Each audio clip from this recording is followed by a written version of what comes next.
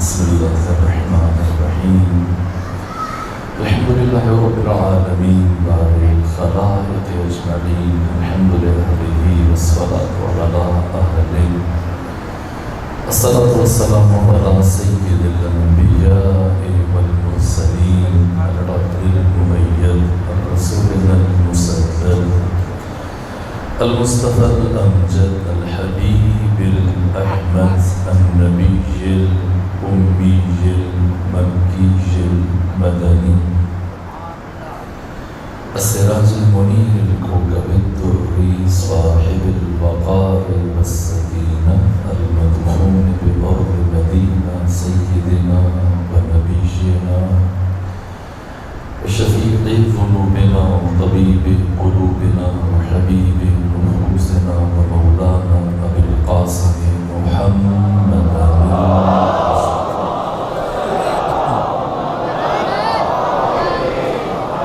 وأهل بيته الأطيبين الأطهرين الأنجبين المعصومين المظلومين ورحمة الله على أحبابهم وأصحابهم وشيبتهم ومحبيهم ومواليهم أجمعين ورحمة الله على أعدائهم ومنكر فضائلهم وغاصب حقوقهم من جرم عداوتهم إلى الآن ومن الآن إلى قيام يوم الدين وبعد يوم الدين أما بعد فقد قال حسين بن علي عليه آلاف التحية والثناء إني لم أخرج أشرا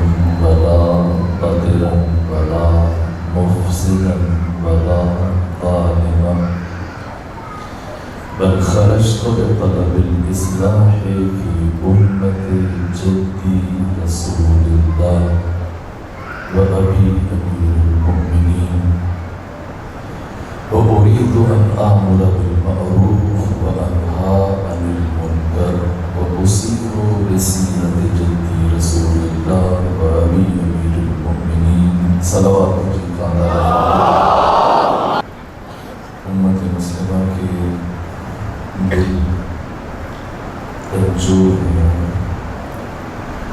تمام امت مسلمان محزون ہے اس توہین اہانت اور گستاخی جو ماہ محرم سے کچھ دن پہلے ذی الحج کے آخری عشرے میں جو سانحہ سویڈن میں وہ پذیر ہوا اور دوبارہ پھر دشمنان قرآن اور اسلام دشمن قوتوں نے کل پھر قرآن مجید کو نظر آتش کیا ہر غیور معظمی مسلمان کا دل دکھی ہے قرآن مجید کی اس اہانت پر قرآن مجید کی جلائے جانے پر ہم آقا امام زمانہ کی بارگاہ میں قرآن کی اس توہین پر تعزیت پیش کرتے ہیں اور ساتھ ہی آج کے دن سرزمین کربلا میں روزہ سید الشہداء پر آپ کے گنبد پر پرچم کشائی کے موقع پر روزہ امام حسین کی منتظمین میں لاکھوں زائرین کی موجودگی میں قرآن کو اپنے ہاتھوں میں بلند کیا اسی قلم کے ساتھ یہ اعلان ہے کہ قرآن اور حسینیت یہ دونوں لازوال حقیقتیں ہیں نہ کبھی قرآن محو ہوگا اور نہ کبھی حسین اور حسین کا ذکر ختم ہوگا قرآن مجید کی حفاظت کی ضمانت اللہ نے لی محمد و آل محمد علیہ السلام نے بالخصوص حجت خدا امام زمانہ خود حافظ قرآن ہے اور محافظ قرآن ہے، اور قرآن کے ساتھ اہل بیت علیہ السلام کا عشق کہ آپ کا سر تن سے جدا ہو جائے لیکن پھر بھی آپ کا تعلق قرآن سے ختم نہیں کیا جا سکتا۔ عاشق قرآن، مجسم قرآن، سراپا قرآن، ناطق قرآن حسین بن علی نے کوفے سے جب یہ سفر شام کی طرف بڑھنے لگا اور جیسے جیسے شام کی سرزمین قریب آ رہی تھی، اپنی زبان سے قرآن مجید کی آیات کی تلاوت کا آغاز کیا۔ یہ اعلان تھا کہ حاکم شام جس قرآن کو جلا کے راکھ کر دینا چاہتا تھا وہ قرآن سرمدی ہے، اور حسین اور حسینیت کا تعلق قرآن سے کسی بھی طور ختم نہیں ہو سکتا۔ آیت اللہ سید علی حسینی سیستانی اب مومنین کو، خطباء کو، علماء کو یہ تاکید کی کہ ماہ محرم میں صدائے احتجاج بلند کریں، عالمی سطح پر اپنا کردار ہر مسلمان کی ذمہ داری ہے۔ عظمت قرآن کے لیے، عزت قرآن کے لیے، حرمت قرآن کے لیے اپنی آواز بلند کریں۔ قرآن نصاب انسانیت ہے، قرآن نصاب اسلام ہے، قرآن نصاب ولایت ہے۔ قرآن ایسا نہ ہو کہ کبھی قرآن کی بات کی جائے اور کسی چہرے پر اداسی آ جائے، نہ، جس طرح سے علی کا نام سن کر چہروں پر نکھار آ جاتا ہے، اسی طرح سے قرآن مجید کا نام سن کر بھی چہروں پر نکھار آ جانا چاہیے۔ کیوں؟ اس لیے کہ یہ دو الگ حقیقتیں نہیں ہیں، یہ ایک حقیقت ہے، ایک ماہیت ہے، اس کے نسخے دو ہیں۔ حقیقت ایک ہے، جو حقیقت محمد والے محمد کی ہے وہی حقیقت قرآن کی۔ علم خدا جب لفظوں میں ڈھلا تو قرآن بن گیا، اور جب پیکر میں ڈھلا تو علی ابن ابی طالب بن گیا۔ دو چیزیں نہیں ہیں، چیز ایک ہے، نسخے دو ہیں۔ ایک ہے نسخے انفسی اور انسانی، اور ایک ہے نسخے کتبی و کتابی۔ قرآن مجید علم خدا کا وجود تدوینی ہے، علی ابن ابی طالب علم خدا کا وجود تکوینی ہے۔ اگر علی کی شرح علمی بیان کی جائے تو قرآن بن جائے گا، قرآن کو انسانی شکل میں مجسم کیا جائے تو علی بن جائے گا۔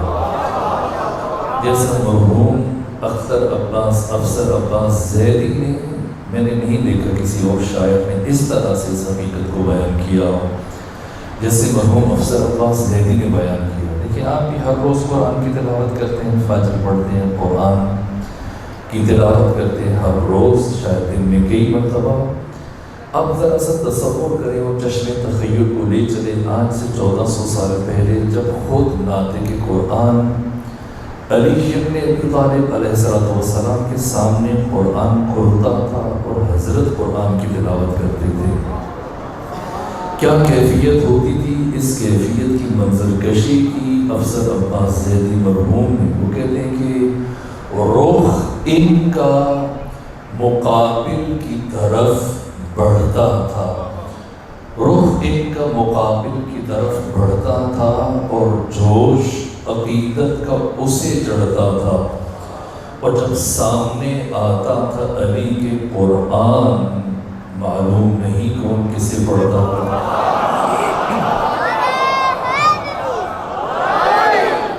یہی بات مفسر قرآن حبر الامہ شاگرد امیر المومنین ابن عباس نے بیان کی۔ جب امیر شام حج کے ارادے سے مکہ آیا، وہاں سے 44 ہجری میں مکہ سے مدینہ آیا، تو مدینہ پہنچ کر اس نے اعلان کروایا مسجد نبوی میں کہ اب کوئی بھی شخص علی اور علی کے بیٹوں کی فضیلت بیان نہیں کرے گا۔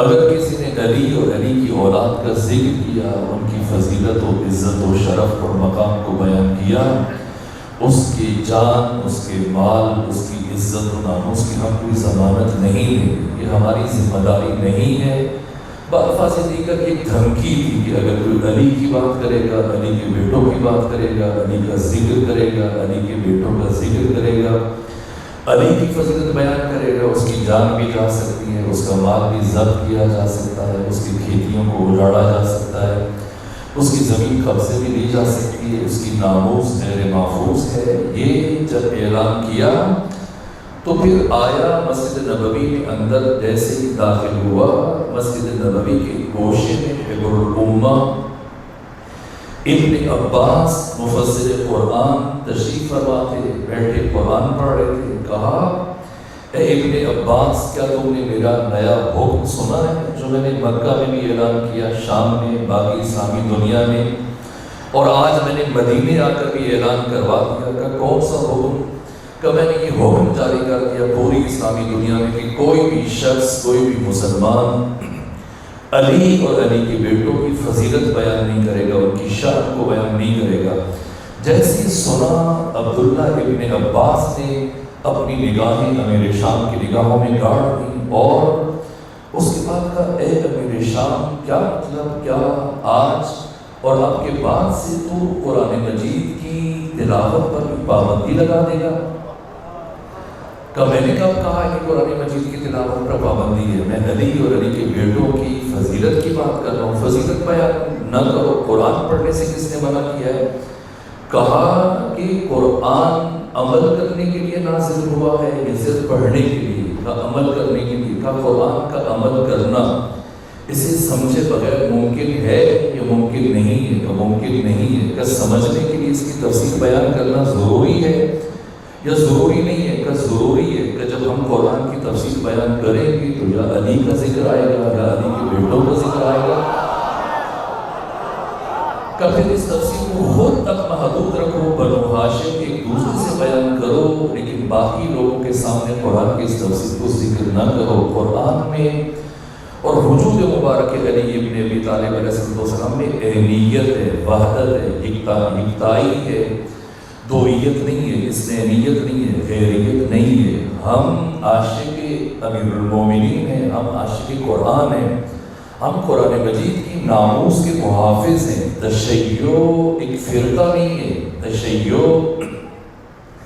جس طرح سے بعض لوگ ہمارے بارے میں گفتگو کرتے ہیں میڈیا پر، سوشل میڈیا پر، الیکٹرانک میڈیا پر، جب بھی اس تشیع سے متعلق گفتگو کہتے ہیں ایک شیعہ فرقہ ہے، جیسے دیوبندی ہیں، بریلوی ہیں، اہل حدیث ہیں، حنفی ہیں، شافعی ہیں، مالکی ہیں، حنبلی ہیں، تو یہ جعفری، یہ فقہ جعفری، یہ شیعہ فرقہ نام، یہ غلط فہمی ہم تمام امت مسلمہ کی دور کرنا چاہتے ہیں۔ شیعہ ہرگز فرقہ نہیں ہے۔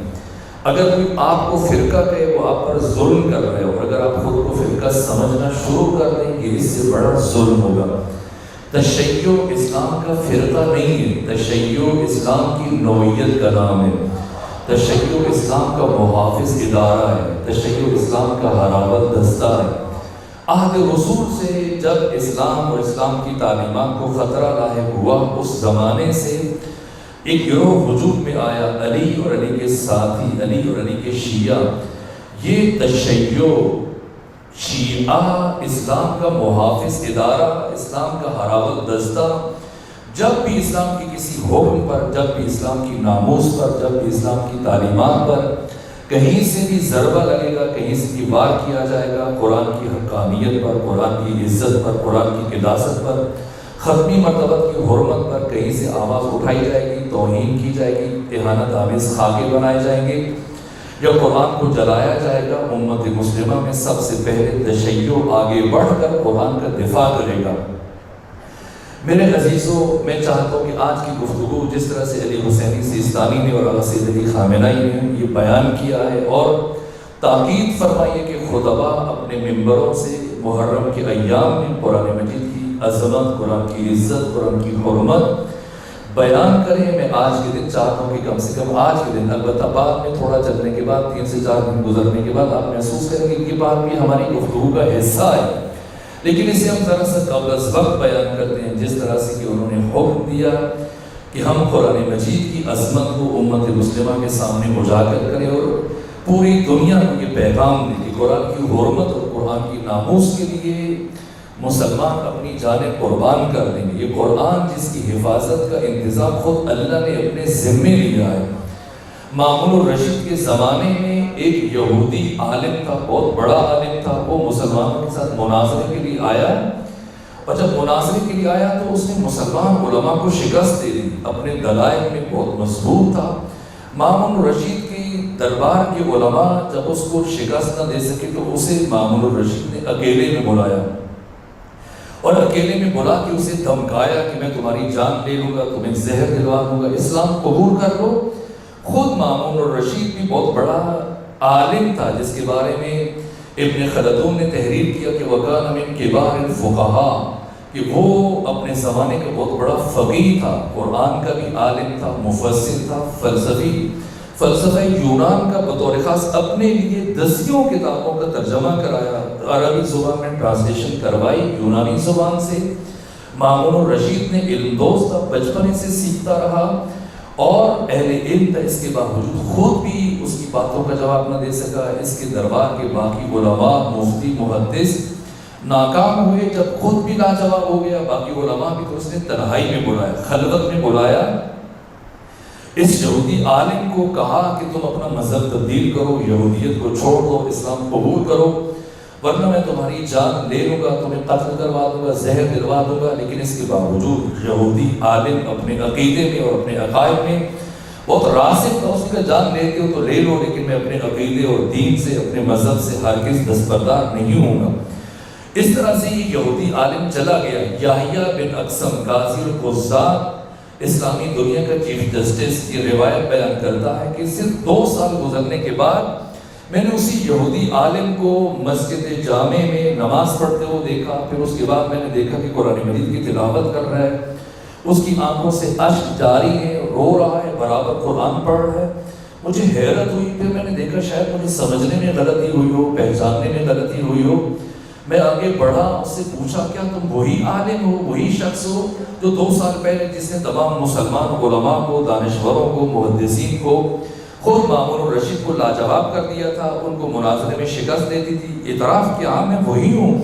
کہ اس وقت جب تمہیں مامون الرشید نے دھمکی دی، قتل کی دھمکی دی اور تمہیں زہر دینے کی بات کی، تب بھی تم نے اپنا عقیدہ نہیں چھوڑا، مذہب نہیں چھوڑا، یہودیت کو نہیں چھوڑا، تو پھر کیسا کیا ہوا کہ تم نے یہودیت کو چھوڑ دیا، اسلام قبول کر لیا؟ میں نے تجھے نماز پڑھتے ہوئے دیکھا، ابھی میں نے تجھے قرآن مجید کی تلاوت کرتے ہوئے دیکھا، اور تمہاری آنکھوں سے مسلسل اشک جاری ہے۔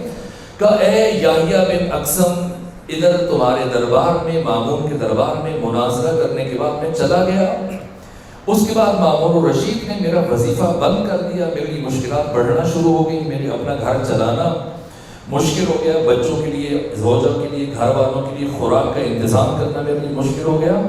تو مجھے کچھ سمجھ میں نہیں آ رہا تھا، میرے لیے اتنی بندش اور بڑھ گئی تھی، اور مجھے خطرہ بھی تھا ایک طرح سے۔ تو پھر میں نے کوشش کی، میں نے پہلے میں نے تورات کے 3 نسخے لکھے، ان کی کتابت کی، پھر انہیں جا کے بازار میں بیچا، اور جہاں میرا جی چاہتا تھا میں تورات میں تبدیلی کرتا تھا، وہ تورات کی آیتوں میں، تورات کے الفاظ میں، ایک نسخہ بیچا، پھر دوسرا، تیسرا، لیکن تبدیلی کے باوجود کسی کو محسوس نہ ہوا، وہ ہاتھوں ہاتھ میں نے فروخت کیا۔ اس کے بعد میں نے انجیل کے 3 نسخے لکھے اور ان کو بیچ دیا، ان کو خرید لیا گیا، وہ کبھی کوئی شکوہ شکایت نہیں آئی۔ پھر میں نے قرآن مجید کے 3 نسخے لکھے اپنے ہاتھوں سے، بسم اللہ سے لکھے والناس تک، لیکن میں نے جس طرح سے تورات میں تحریف کی، انجیل میں تغیر و تبدل کیا بے علمی، اسی طرح سے میں نے قرآن میں بھی اپنا ہاتھ صاف کیا۔ چند مواقع پہ میں نے اپنی مرضی سے قرآن کے الفاظ میں تبدیلیاں کی، لکھا، لکھنے کے بعد جب میں لے کے گیا، یہ عجیب اعجاز تھا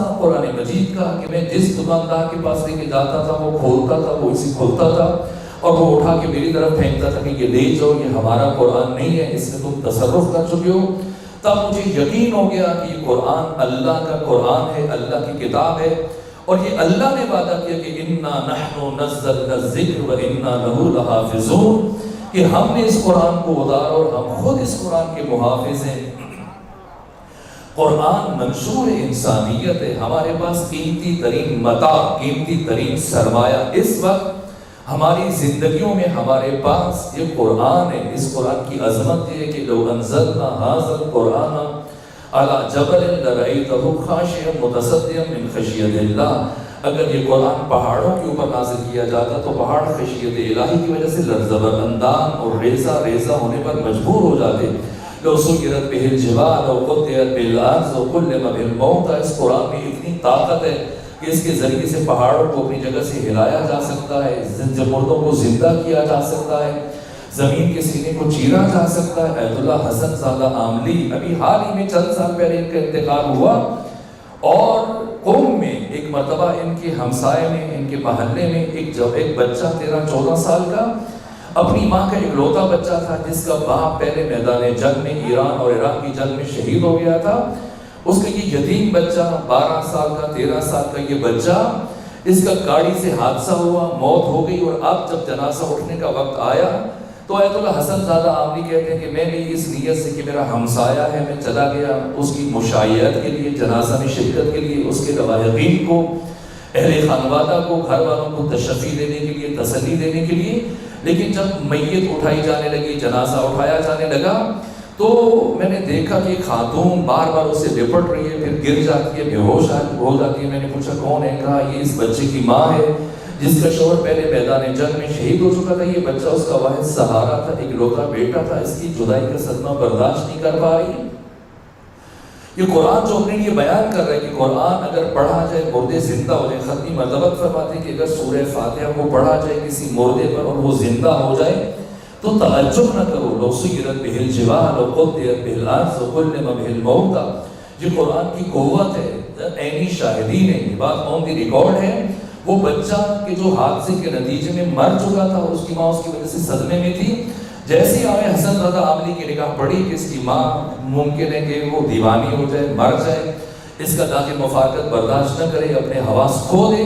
جیسے ہی جنازہ گھر سے نکلنے لگا, ایک مرتبہ کہا کہ اس کو زمین پہ رکھو. جب جنازہ زمین پر رکھا, آگے بڑھے, اس بچے کی پیشانی پر ہاتھ رکھا, سورہ فاتحہ کی تلاوت کی. اور جیسے ہی سورہ فاتحہ کی تلاوت کی, وہ بچہ اٹھ کر بیٹھ گیا, زندہ ہو گیا. تمام حاضرین ایک مرتبہ حیرت میں ڈوبے ہو کہ کیسے ممکن ہو گیا کہ آپ نے سورہ فاتحہ پڑھی. کا پیغمبر فرماتے ہیں کہ سورہ فاتحہ پڑھو مردہ زندہ ہو جائے. تعجب نہ کرو کہ اگر ہم پڑھیں تو ایسے نہیں ہوگا. آخر کیا ہوا کہ آپ نے سورہ فاتحہ پڑھی, وہ بچہ زندہ ہو گیا؟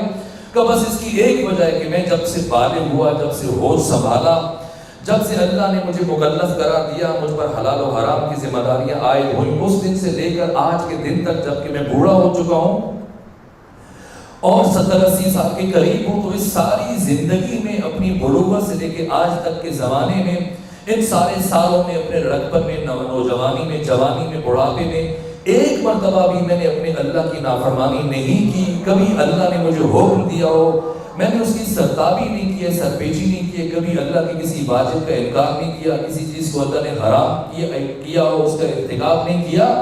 تو چونکہ میں نے ساری زندگی میں ایک مرتبہ بھی اپنے رب کی نافرمانی نہیں کی, تو جب پہلی مرتبہ میں نے اس انداز سے اپنی اسی بات کا واسطہ دے کر خدا سے کہا کہ آج میں بھی تم سے کچھ مانگنے لگا ہوں, میری بات کا انکار نہ کرنا, تو خدا نے بھی میری بات کا پاس رکھا, میری بات کا انکار نہیں کیا.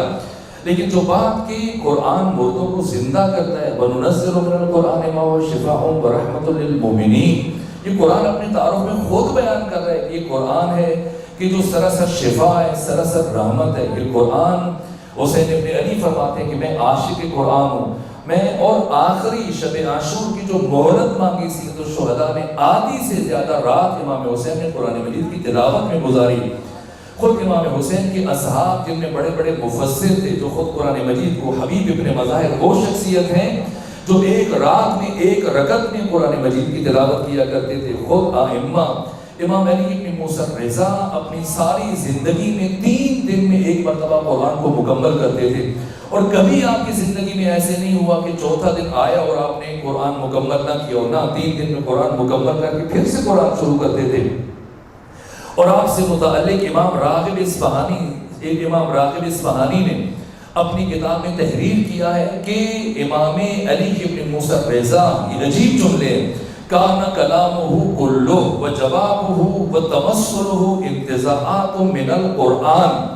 کہا کہ امام علی ابن موسیٰ رضا جب کلام فرماتے تھے یا کسی کی بات کا جواب دیتے تھے یا کبھی کوئی اپنی گفتگو میں مثال لے کے آتے تھے, تو وہ سارے کا سارا قرآن مجید سے ہوا کرتا تھا. یہ ہمارے ائمہ کی تعلیمات ہیں. قرآن پیغمبر سے لے کر امام زمانہ تک ہر معصوم نے ہمیں تاکید کی، ہمیں وصیت فرمائی دنیا سے جاتے ہوئے۔ مولا متقیان نے جو 19 وصیتیں فرمائی، یہ تاکیداً فرمایا کہ خبردار کبھی قرآن سے دوری اختیار نہ کرنا، مبادہ قرآن کی تعلیمات پر دوسرے افرادوں پر سبقت لے جائیں۔ حتیٰ ختمی مرتبہ نے اپنی زندگی میں سینکڑوں مرتبہ اپنی امت کو تاکید فرمائی قرآن کے لیے، یہاں تک فرمایا اذا التبست علیکم الفتن، اے مسلمانوں جب تم فطروں میں، مصیبتوں میں، مشکلات میں، آزمائشوں میں، پریشانیوں میں گھر جاؤ چاروں طرف سے، اقتصادی مشکلات، معاشرتی مشکلات، معاشی مشکلات، سیاسی مشکلات، ثقافتی مشکلات، چاروں طرف سے، ہر طرف سے دشمنوں کی حملوں میں، پریشانیوں میں گھر جاؤ، تمہیں کچھ سمجھ میں نہ آ رہا ہو، نفسیاتی مشکلات ہے، روحی، قلبی، انفرادی، اجتماعی، خاندانی، تو کیا کرو؟ کسی مولوی کے پاس چلے جاؤ، کسی مرشد کے پاس چلے جاؤ، کسی پیر کے پاس، کسی پامسٹر کے پاس، کس کے پاس جاؤ؟ اذا التبست علیکم الفتن، جب تم فتنے کی موجوں میں، مشکلات کی موجوں میں گھر جاؤ تو کہاں جاؤ؟ فعلیکم بالقرآن، تو تم پر واجب ہے کہ قرآن مجید کے دامن میں پناہ لے لو۔ فَإِنَّهُ شَافِعٌ مُشَفَّعٌ، یہ قرآن ایسی شفاعت کرنے والا ہے جس کی شفاعت پذیرفتہ ہے۔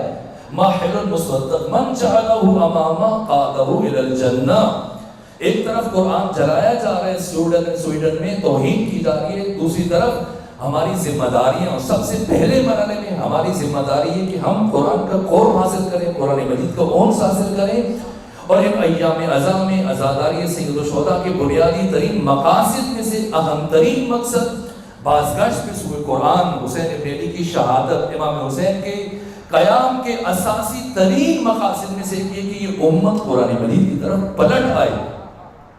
ختمی مرتبہ نے فرمایا اذا التبست علیکم الفتن فعلیکم بالقرآن فإنه شافع مشفع ماہر مصدق من جعلہ امامہ قادہ الی الجنہ، جس نے قرآن کو اپنا امام بنایا، یہ قرآن اس کی قیادت کرتے ہوئے اسے جنت تک لے جائے گا۔ ومن جعلہ خلفہ، جس نے قرآن کو پس پشت ڈال دی اور اپنی باتیں قرآن سے بنوانا شروع کر دی، پہلے والدین سے یا ملا سے یا سوسائٹی سے یا اسکول سے یا مدرسے سے کہیں سے کوئی عقیدہ بنا لیا، توحید سے متعلق، رسالت سے متعلق، نبوت سے متعلق، معاد سے متعلق، آخرت سے متعلق، زندگی سے متعلق ایک عقیدہ بنا لیا، نظریہ بنا لیا، سوچ قائم کر لی، اور کسی نے پوچھا یہ عقیدہ تم نے اسلام سے منسوخ کر رہے ہو، کہاں سے لیا؟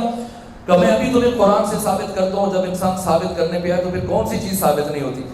ایک ایرانی مولانا بتا رہے تھے کہ میں ایک مرتبہ فقہی احکام بتا رہا تھا، دریا کے کنارے بیٹھا ہوا، چند ایرانی میرے سامنے بیٹھے ہوئے تھے، اور میں ان کو فقہی احکام، شرعی مسائل بتا رہا تھا، اور میں نے ایک حکم بیان کیا کہ بمادر زن اب نمیشے اگر کر، کہ جو بیوی کی ماں ہوتی ہے جسے آپ ساس کہتے ہیں، کہ اس سے شادی نہیں ہو سکتی اگر کوئی کرنا چاہے تو۔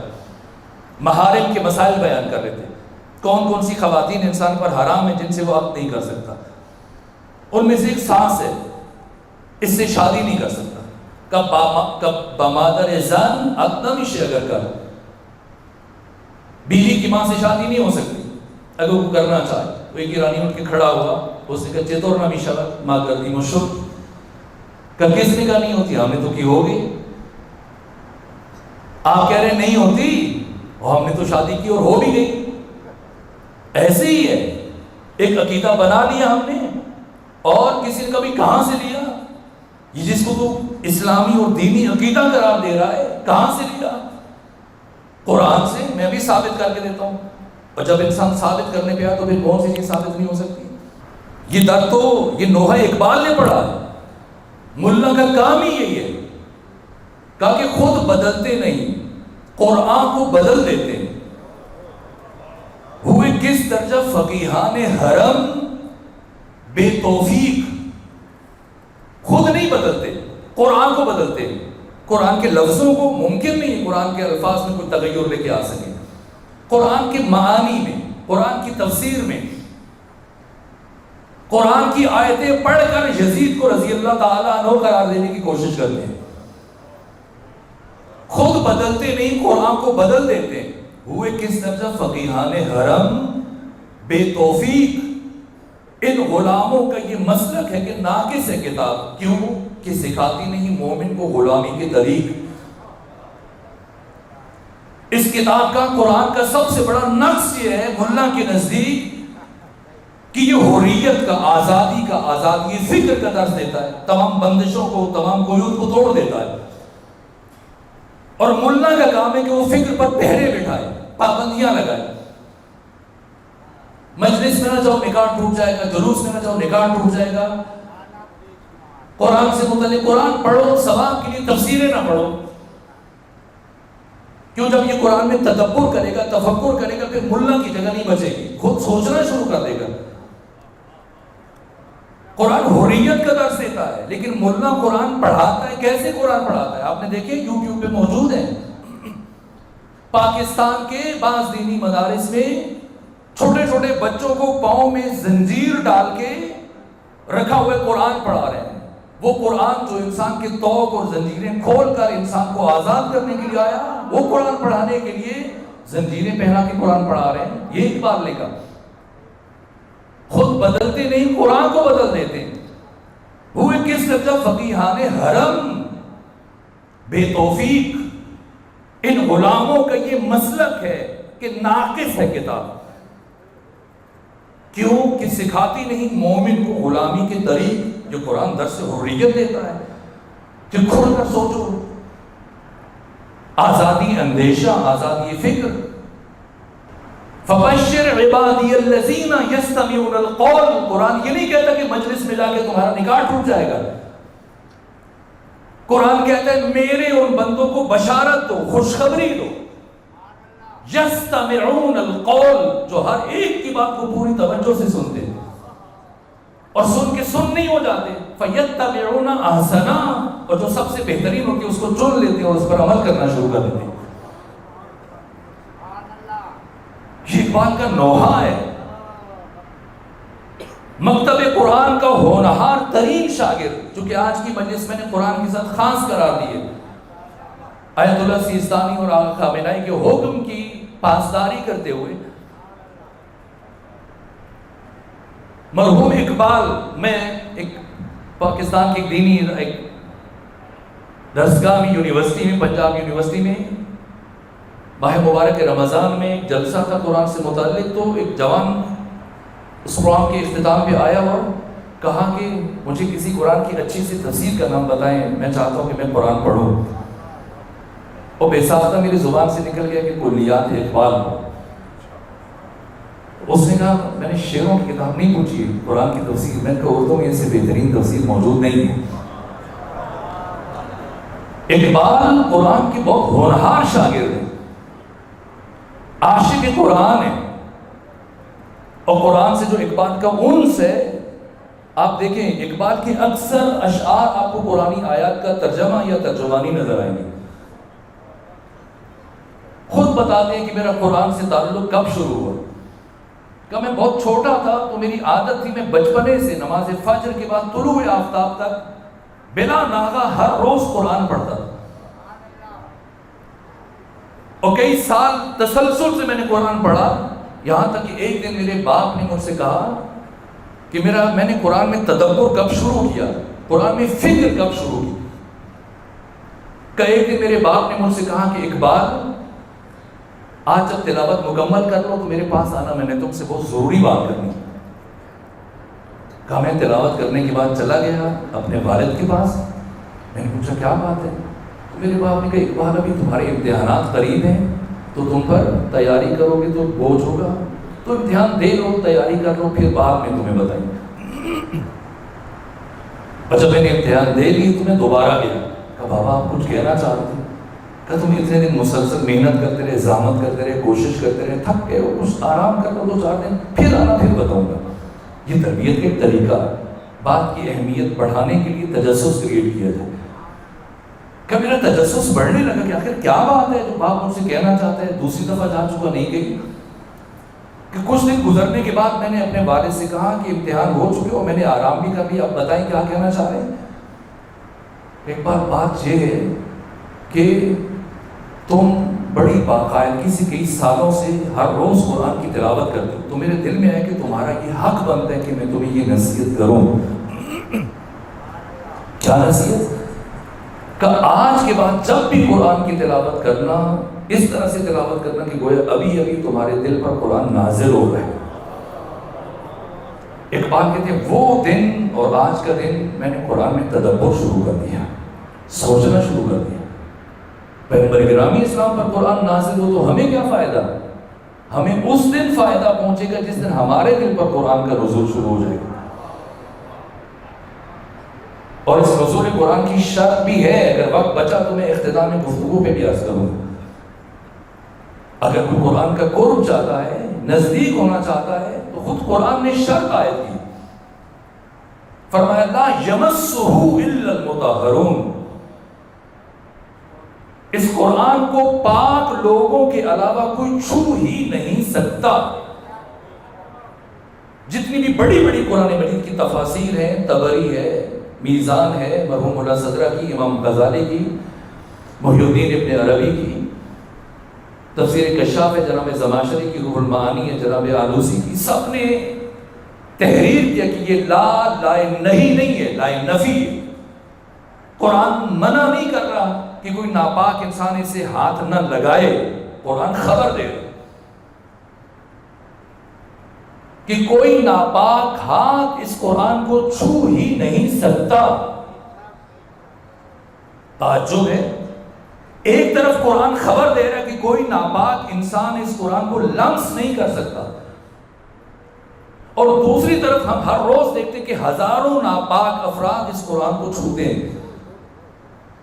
مشرک نجس ہے، قرآن کو چھوتا ہے، دشمن اہل بیت ناصبی نجس ہے، قرآن کھول کر اس کو رٹا لگانے میں اور حفظ کرنے میں مصروف ہے۔ تو کیا قرآن نے غلط خبر دی؟ نہ، ایک طرف قرآن مجید کا یہ کہنا کہ کوئی ناپاک ہاتھ اسے چھو نہیں سکتا، اور دوسری طرف ہزاروں ناپاک افراد کا اس کو چھونا، یہ خود بتا رہے کہ چھونے سے مراد کچھ اور ہے، مس اور لمس سے مراد کچھ اور ہے۔ قرآن ایسی چیز نہیں ہے کہ جسے ہاتھوں سے اور جسم سے اور چہرے سے چھوا جا سکے۔ قرآن علوم اور معارف کا مجموعہ ہے، اور علوم اور معارف کو جسم اور ہاتھوں سے اور چہرے سے نہیں چھوا جا سکتا، اس کو دل و دماغ سے اور عقل و شعور سے چھوا جا سکتا۔ ہماری مجالس میں یہ نعرہ بھی لگنا چاہیے کہ قرآن وہ کتاب ہے جو بس انقلاب ہے۔ اگر یہ نعرہ یہاں نہیں لگے گا پھر کہیں نہیں لگے گا۔ یہ نعرہ حسینیوں کی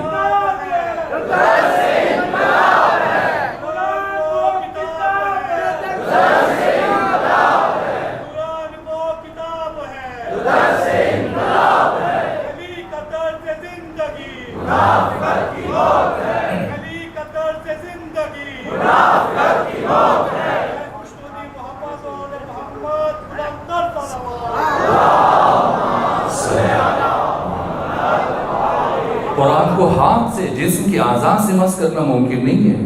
قرآن معارف کا مجموعہ ہے، علوم کا مجموعہ ہے، اور علوم اور معارف کو چھونے کے لیے اور لمس کرنے کے لیے دل اور دماغ کی طہارت چاہتے ہیں۔ یعنی جب تک کسی کا دل پاک نہ ہو جائے وہ قرآن کا قرب اور قرآن کا انس حاصل نہیں کر سکتا۔ کیوں فرمایا پیغمبر اسلام نے کہ جس گھر میں کتے ہوں وہاں فرشتے نہیں آتے؟ یہ حدیث سنی، کیوں کیا فرشتوں کو کتے سے ڈر لگتا ہے؟ کیوں ختمی مرتبہ نے فرمایا کہ جس گھر میں کتا ہو وہاں فرشتہ نہیں آتا؟ چونکہ عربوں کی ذہنی سطح نہیں تھی۔ آج ملتان میں جتنے اسکول ہیں، کالجز ہیں، یونیورسٹیاں ہیں، تعلیمی ادارے ہیں، عہد رسول میں ایسے نہیں تھا۔ عہد رسول میں وہ 40 50 سال 60 سال کا ایک بوڑھا عرب بدو مسلمان ہو رہا ہے، اس کے ذہن میں اپنی بات پہنچانا، اس لیے ختمی مرتبہ کی کلام میں آپ دیکھیں گے علی کا کلام آپ کو مشکل نظر آئے گا، نہج البلاغہ اٹھائیں، پیغمبر کی احادیث اٹھائیں، آپ کو آسان لگیں گی۔ مثالیں کیوں؟ سمجھانے کے لیے۔ رسول اسلام کی گفتگو میں بہت مثالیں، بہت زیادہ تمثیل کے ذریعے سے یہ حقائق ختمی مرتبہ پہنچاتے تھے۔ یہ جو ختمی مرتبہ نے فرمایا فرشتہ جس گھر میں کتا وہاں فرشتہ نہیں آئے گا، اسرائیل بھی تو فرشتہ ہے نا؟ نہیں ہے فرشتہ، فرشتہ ہے۔ اور اب جیسے موسم اسرائیل کیا کرتا ہے؟ بارش برساتا ہے، موت دیتا ہے، روح قبض کرتا ہے۔ بہت ساروں کو اسرائیل کا نام سن کے بھی تھوڑا چہروں میں پریشانی آ جاتی ہے نہ، کسی اور کے چہرے پہ پریشانی آتی ہے تو آئے، جو علی کو مانتے ہیں اس کے چہرے پہ مسکراہٹ آنی چاہیے۔ شب معراج جب ختمی مرتبہ تشریف لے کر گئے معراج پر، سارے ملائکہ فرشتے دونوں طرف صفے باندھے بیت المعمور پر چوتھے آسمان پہ کھڑے تھے، پیغمبر بیچ میں سے گزر رہے تھے، انہی میں اسرائیل بھی کھڑے تھے۔ اور جب اسرائیل سے ختمی مرتبہ نے مصافحہ کیا، بات کی، گفتگو کی اور آگے بڑھنے لگے، تو اسرائیل نے ختمی مرتبہ کی بارگاہ میں عرض کیا، یا رسول اللہ جب زمین پر تشریف لے کے جائیں تو اپنے بھائی علی کو میرا سلام پہنچائیے گا۔ تو ختمی مرتبہ نے پوچھا، اسرائیل اتعرف علی ابن ابی طالب، جانتے ہو علی کو؟ کہا فکیف لا اعرفہ، میں کیسے نہ پہچانوں؟ قد امرت، در حالی کہ اللہ نے مجھے حکم دیا۔ واقعا میں حیران ہوں، علی اپنے شیعوں پر کتنے کریم ہیں۔ فکیف لا اعرفہ، میں اس علی کو کیسے نہ پہچانوں؟ لقد امرنی اللہ، کہ اللہ نے مجھے حکم دیا، اللہ اقبض روح شیعۃ علی ابن ابی طالب، کہ میں علی کے شیعہ کی روح کو اس وقت تک قبض نہ کروں جب تک کہ علی ابن ابی طالب سے اجازت نہ لے لوں۔ خدا نہیں چاہتا مبادا علی کا شیعہ حالت گناہ میں اور اس گناہ کی کیفیت میں، یا گناہ کر چکا ہے اور توبہ کرنے سے پہلے اسرائیل آ جائے اور اس حالت میں اس کی روح قبض ہو جائے۔ یہ مہربان ہے پروردگار علی کے شیعوں پر، کہ علی کے شیعہ کی موت کو اللہ نے علی کی اجازت کے ساتھ مشروط قرار دیا۔ تو کسی اور کے چہرے پر پریشانی آئے تو آئے، علی کے شیعہ کے چہرے پر اسرائیل کا نام سن کے پریشانی نہیں آنی چاہیے۔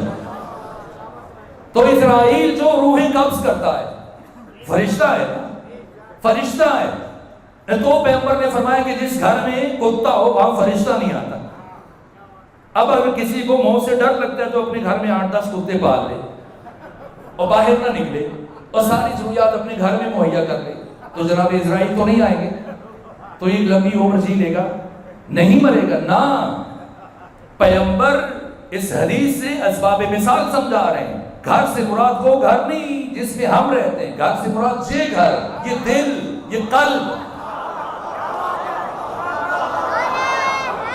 اور فرشتوں سے مراد، ملائکہ سے مراد جنہیں قرآن اور معصومین علیہ السلام کے فرامین کی یہ آیتیں، یہ ملک، یہ نور،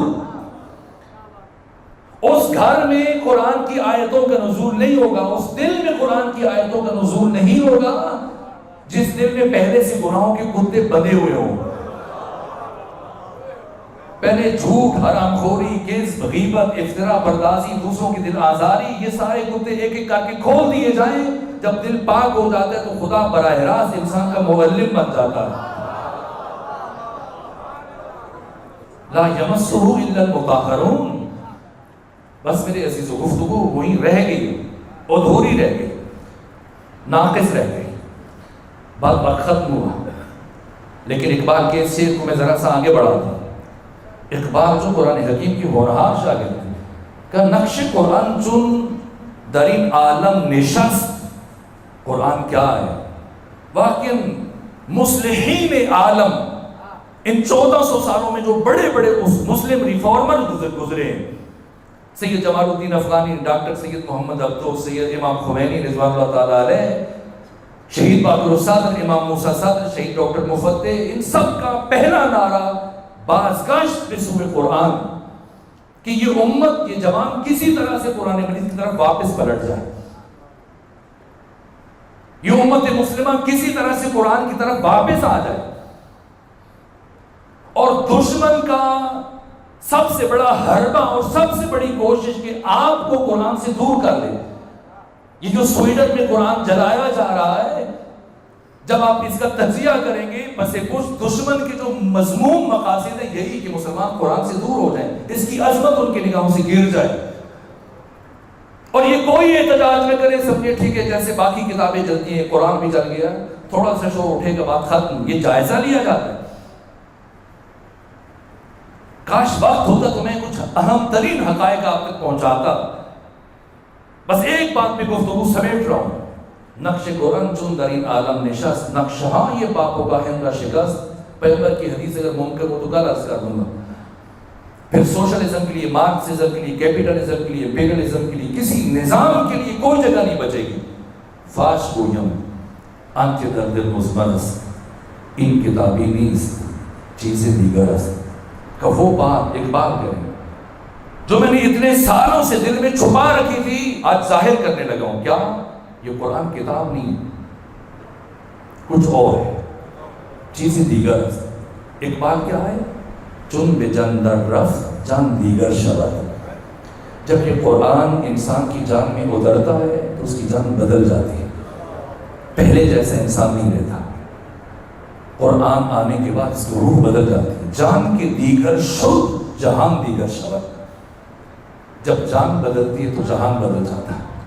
ہم جو حق پنہان و ہم پیداست دین، جیسے اللہ کا ظاہر اور باطن ہے، اسی طرح سے اس قرآن کا ظاہر اور باطن ہے۔ پھر آگے بڑھتے بڑھتے اقبال لکھا ہے، مسلمان گر تو میخواہی مسلمان زیستن، نیست ممکن جز بقرآن زیستن۔ اگر اے مسلمان تو واقعا مسلمان بننا چاہتا ہے صحیح معنوں میں، تو یہ ممکن نہیں ہے جب تک تم قرآن مجید کے دامن میں آ کر اس کی تعلیمات کے مطابق اپنی زندگی نہیں گزارتے۔ مسلمان بننے کے لیے قرآن کا قرب واجب ہے۔ اس لیے میں عرض کر رہا ہوں، اے مکتب حسین کے ہونہار شاگردوں، میں جوانوں سے بات کروں، دن میں یا کوئی جوان ایسا نہیں ہے جس کی جیب میں یہ موبائل سیل موجود نہ ہو، یہ ڈیجیٹل بٹیرا۔ جب صبح جاگتے ہیں سب سے پہلے اس کی زیارت کرتے ہیں، اور رات سونے سے پہلے سب سے آخر میں اس کی زیارت کرتے ہیں، اور پھر سارا دن برابر اس کو دیکھتے ہیں۔ کبھی فیس بک کھولتے ہیں، کبھی واٹس ایپ کھولتے ہیں، کبھی ٹیلی گرام کھولتے ہیں، کبھی کوئی اور ایپ کھولتے ہیں، اور واٹس ایپ پہ دھڑا دھڑ میسج آ رہے ہیں گروپوں سے، باقی دوست احباب۔ کتنے میسج آتے ہیں دن میں؟ 10 20 یا سینکڑوں۔ ہم تو کہیں اگر مسجد میں بھی رک جائیں دیکھتے ہیں تو چاروں طرف سے مختلف ٹن ٹن کی آوازیں آ رہی ہوتی ہیں، 100 200 400 500 بار بار دھڑا دھڑ صبح سے شام تک میسج آ رہا ہے، یہ بار بار سر اٹھا کے دیکھ رہا ہے۔ دن میں 1000 مرتبہ میسج آئے، یہ جوان 1000 مرتبہ سر اٹھا کے دیکھے گا کس نے میسج کیا، کس نے یاد کیا۔ اے جوان، دن میں 1000 مرتبہ میسج آئے، 1000 مرتبہ سر اٹھا کے دیکھتا ہے، دن میں 1 مرتبہ قرآن کو کھول کے دیکھیے گا تیرے اللہ نے تیرے لیے کیا میسج بھیجا ہے۔ آج عہد کریں صف ازاں پر اس ہستی کے ساتھ عہد کریں جس نے نوک استنا سے قرآن کی تلاوت کی ہے۔ ہر روز نماز فجر کے بعد، اس سے پہلے کہ جوان یونیورسٹی کی طرف جائے، آفس کی طرف جائے، بڑے کاروبار کی طرف جائیں، گھر کی خواتین اس سے پہلے کہ اپنے گھر کا کام کرنا شروع کریں، ناشتہ بنانا شروع کریں، صرف ایک مختصر سا کام 5 منٹ کے لیے سب بیٹھ جائیں، اور جو سب سے زیادہ جانتا ہے، پڑھا لکھا ہے، وہ قرآن کھولے، صرف ایک آیت پڑھے، اور ساتھ میں اس کا ترجمہ خود پڑھے، دوسروں کو سنا دے۔ پھر دیکھیے ہماری زندگیوں میں کیا برکت ہو، کیا انقلاب پیدا ہوتا ہے۔ پھر ہمیں کسی پامسٹر کے پاس، کسی نجومی کے پاس، کسی پیر کے پاس جانے کی ضرورت نہیں ہے۔ پھر اس قرآن کے نور اور برکت سے خود بخود ہماری مشکلات حل ہوتی چلی جائیں گی۔ گر تو میخواہی مسلمان زیستن، نیست ممکن جز قرآن زیستن۔ یہ ممکن نہیں ہے جب تک ہم قرآن کے سائے میں نہیں آ جاتے۔ اقبال آپ فرما رہے ہیں کہ قرآن کی شاگردی کے بغیر مسلمان بننا ممکن نہیں ہے، تو بتائیں ہم یہ قرآن کس سے سیکھیں؟ چونکہ شیخ حرم کا تو آپ نے بڑی شدت سے منع کر دیا کہ ملا کے پاس قرآن سیکھنے کے لیے نہ جانا، کہ خود بدلتے نہیں، قرآن کو بدل دیتے۔ اگر ملا سے نہ سیکھیں تو کس سے سیکھیں؟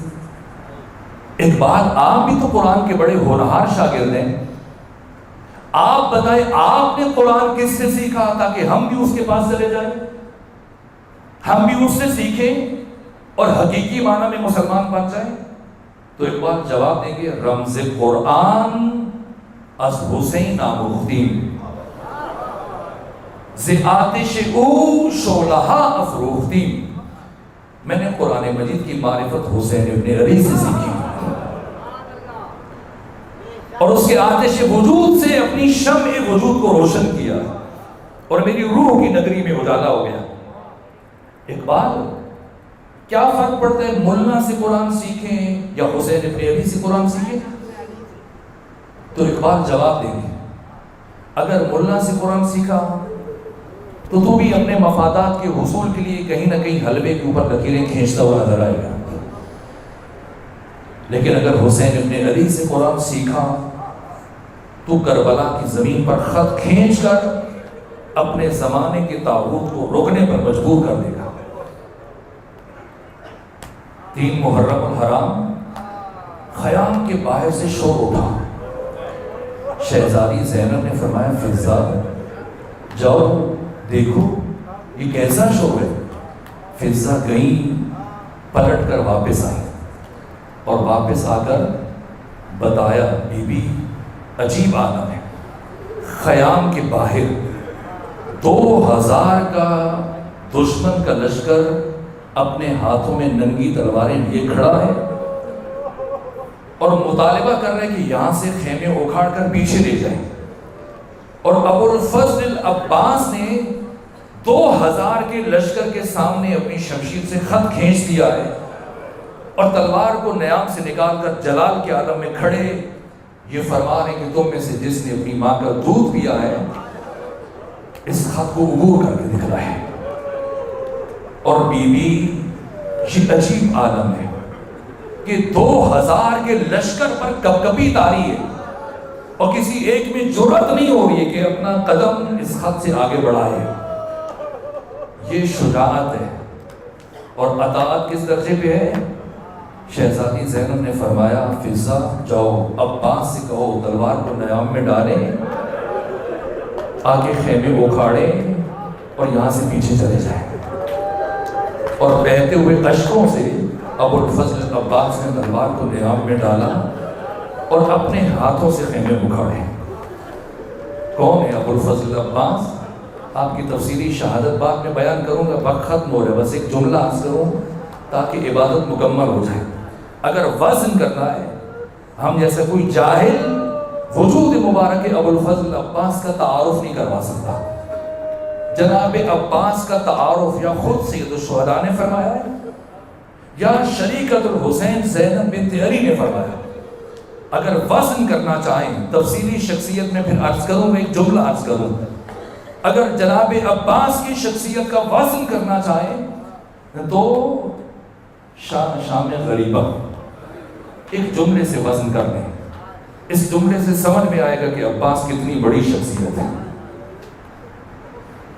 یہ جو حال ہے جس میں آپ بیٹھے ہیں، اگر یہ ان کے نیچے سے یہ جو ستون ہیں جن پر یہ چھت کھڑا ہے اگر انہیں توڑ دیا جائے کیا خیال ہے؟ یہ چھت باقی رہے گا؟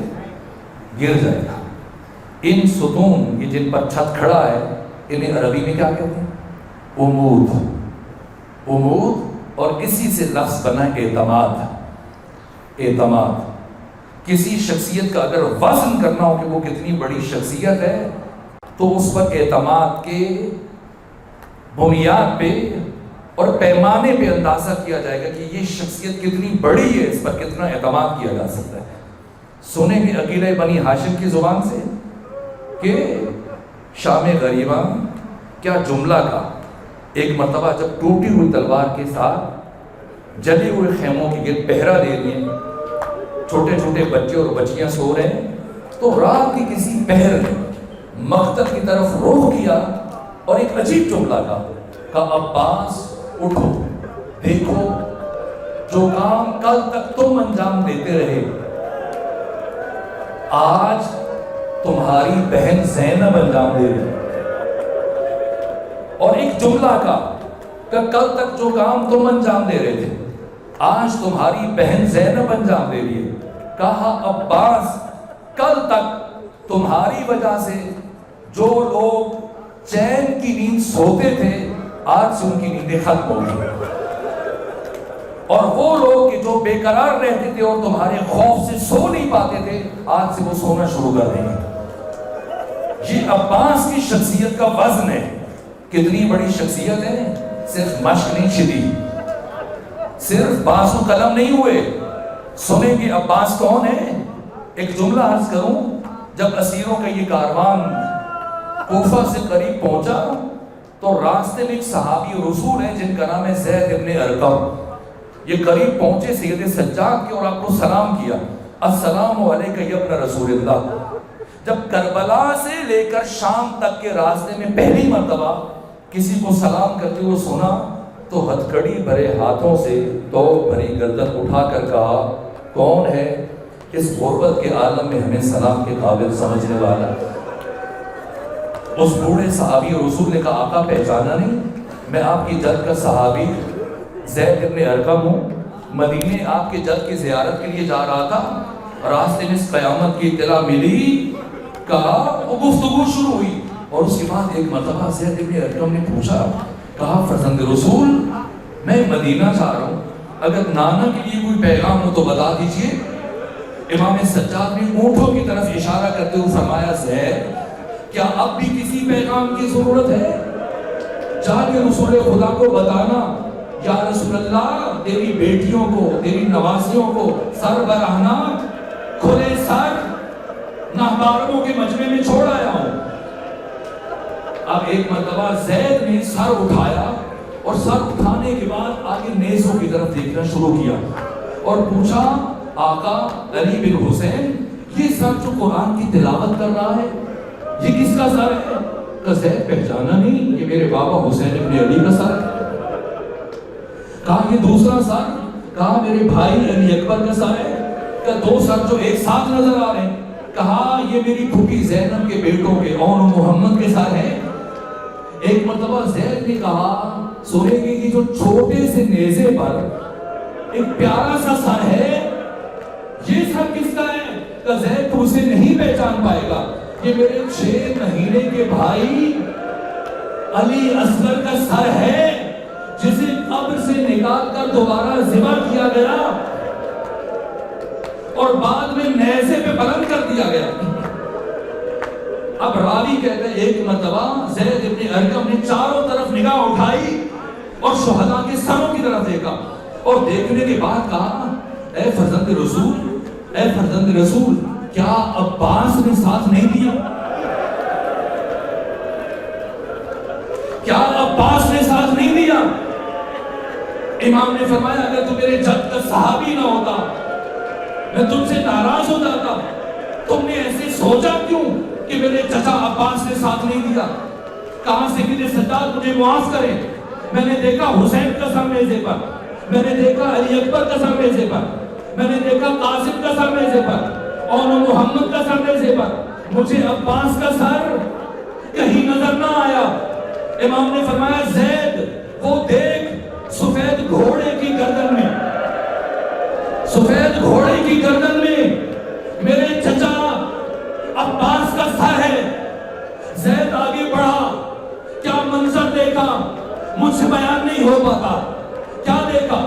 ابو الفضل عباس کے ایک کان سے اشقیاء نے رسی کو گزارا اور دوسرے کان میں عباس کے سر کو رسی میں پرویا، سفید گھوڑے کی گردن میں آویزاں کر دیا۔ اور اب جب زید ابن ارقم نے قریب جا کے پوچھا کیا وجہ ہے؟ سارے شہیدوں کے سر نوکے نیزہ پہ بلند ہے، عباس کا سر گھوڑے کی گردن میں۔ ایک مرتبہ لبھائے عباس میں جنبش پیدا ہوئی کہ اے رسول اللہ کے صحابی، میرے سر کو ان دشمنوں نے چند مرتبہ نیزے پہ بلند کیا، لیکن جب میں نے نیزے کی اونچائی سے محمد مصطفیٰ کی بیٹی کو، فاطمہ زہرا کی بیٹی کو، ثانیہ زہرا کو سر برہنہ دیکھا، یہ منظر مجھ سے برداشت نہ ہو سکا، میں نے اپنے سر کو نیچے گرا دیا۔ پروردگار عزاداروں کے پرسے کو اپنی بارگاہ میں قبول فرما، پروردگار اشکوں کے خراج کو ثانیہ زہرا کی بارگاہ میں قبول فرما، پروردگار مومنین کی اس عبادت کے لیے اجر عظیم عطا فرما۔